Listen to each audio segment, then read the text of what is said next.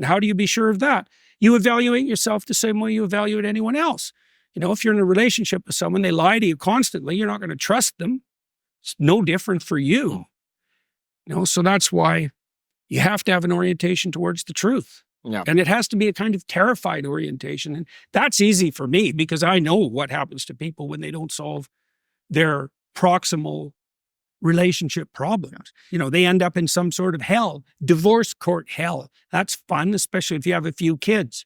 You can like be miserable for 20 years in divorce court. See, I tend to be conflict avoidant, like you mentioned, but I also tend to think in those situations, in the big picture, most of what's going on is not that big of a deal. And Yeah. so I rationalize that, hey, we have a great life. A lot of things are going well.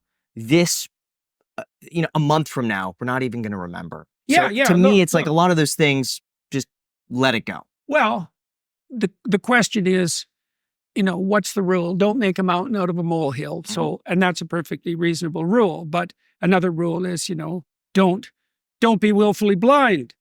Okay, so how do you distinguish between those two things? With my clients, I would have them implement something like a rule of 3. So you bother me. It's like, once, irrelevant. Why? Who knows what's up with you?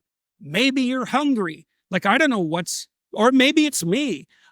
The fact that we had some emotional upset between us once, it might alert you, but it contains virtually no information, right? So you just think, well, we'll just let that lie. Twice, same thing. It's like, oh, that's twice. Okay. So now that's a bit more serious. Now I'm watching you a little harder. 3 times? Well, then I tell you, you did it this time, you did it this time, you did it this time. It's the same thing. I saw it and I'm not deluded. So a rule of 3 is a good one. It's a good one because it gives you, and you can make it 4 or you can make it 5. I don't care. But once isn't good because then you fly off the handle at everything. And so you do want to let go what can be let go. Well, what is that?